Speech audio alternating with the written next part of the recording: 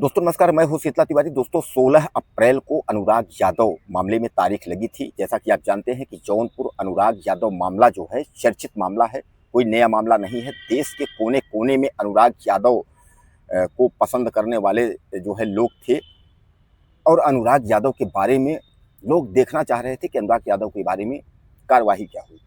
तो देश और विदेशों में जो लोग बैठे हैं वह फिर एक बार जो है 16 तारीख का जो डेट लगा था, यानी 16 अप्रैल को बेसब्री से लोग इंतजार कर रहे थे। लेकिन एक बार फिर पानी फिर गया।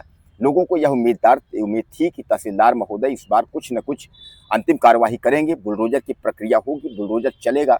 लेकिन ऐसा कुछ नहीं हुआ, क्योंकि 16 तारीख के बाद फिर अगली तारीख जो है तहसीलदार महोदय ने दे दिया है। और वह इस बार तारीख उन्होंने दिया है 28 अप्रैल। यानी जो है, जैसा कि मैं आपको बताया हूँ पहले कि पहले 3-3 दिन तारीख लगती थी, फिर एक हफ्ते तारीख लगा, अब जो है 12 दिन 15 दिन की तारीख यानी लग रही है। वैसे भी मैं आपको बताया हूँ कि कार्यवाही के डेट पर डेट और जो है तारीख पर तारीख जो डायलॉग है उसी तर्ज पर जो है कार्यवाही हो रही है, आपको भी यह पता है।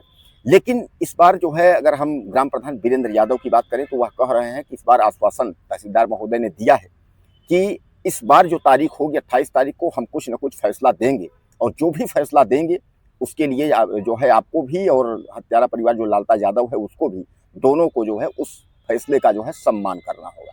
यानी कहने का तात्पर्य यह है कि लालता यादव के लिए सीधे सीधे यह भी कहा गया है कि आपके लिए अगर कोई दिक्कत होती है तो अगली कोर्ट का भी दरवाजा आपके लिए खुला है, आप दूसरी कोर्ट में भी जा सकते हैं। यानी कुल मिलाकर के आप इसको सांकेतिक समझिएगा कि तहसीलदार महोदय की कार्यवाही को, कि जो भी वह सुना देंगे फैसला, वह दोनों पक्ष को जो है मंजूर करना होगा। तो क्या आपको लगता है कि बुलडोजर का फैसला तहसीलदार महोदय सुना देंगे, या तहसीलदार कोर्ट से बुलडोजर जो है चल जाएगा? यानी तहसीलदार महोदय, एक तरीके से उनका यह भी कहना है कि इसके बाद तहसीलदार के बाद जो है एसडीएम कोर्ट, दीवानी कोर्ट या किसी और कोर्ट में भी जो है जाने की संभावना है।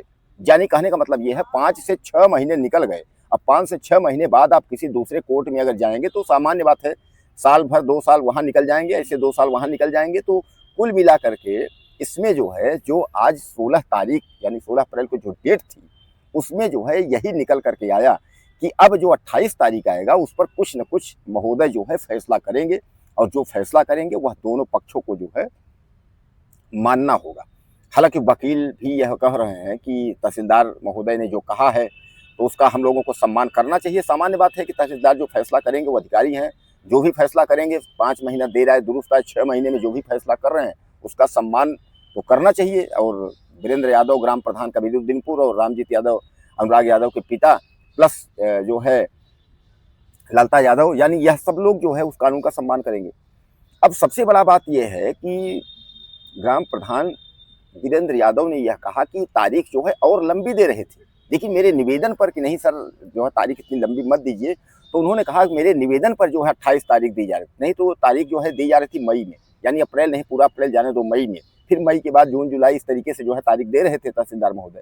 लेकिन ग्राम प्रधान ने निवेदन किया तो निवेदन के बेस पर जो है तहसीलदार महोदय ने 28 अप्रैल जो है निश्चित की है।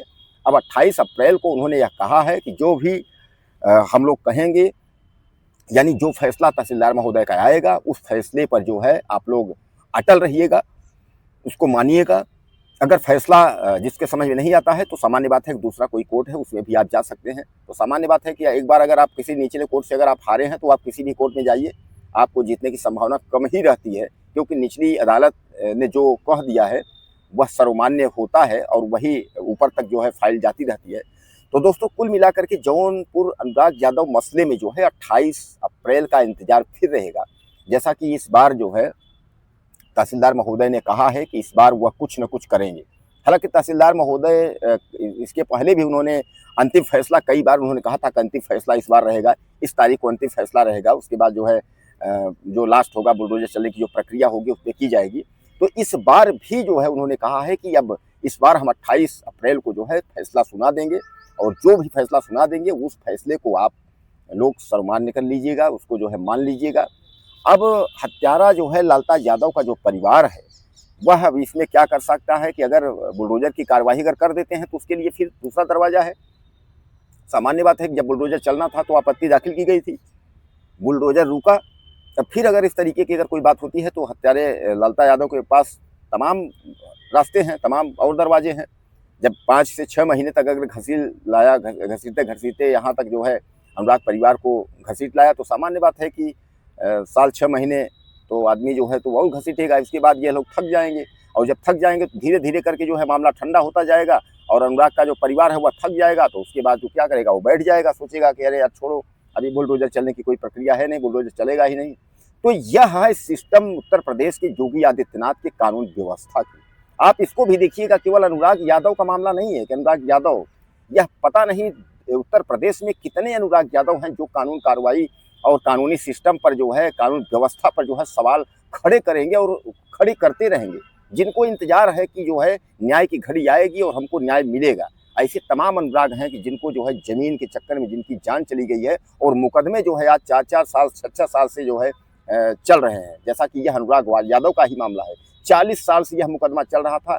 40 साल में अगर कोई चाहा होता है, उसमें समाजवादी पार्टी भी, अखिलेश यादव भी थे, मायावती भी थी और बीजेपी भी थी, तमाम लोग थे। अगर चाहे होते तो यह मामला जो है सुलझ गया होता, लेकिन 40 साल तक मामला सुलझा नहीं। अंत में अनुराग यादव की जो है हत्या हो गई, और अब जो है न्याय के लिए दर-दर अनुराग यादव के पिता रामजीत यादव जो है भटक रहे हैं। कोई सुनने वाला नहीं है कि अनुराग यादव मामले को जो है न्याय दे दो। एक बेबस पिता जिसके बच्चे की जो है हत्या हो जाए, और वह दर-दर जो है न्याय के लिए भटके, डीएम, एसडीएम और तहसीलदार कोर्ट में जाकर के कहे, न्याय की भीख मांगे कि हमको न्याय दे दो।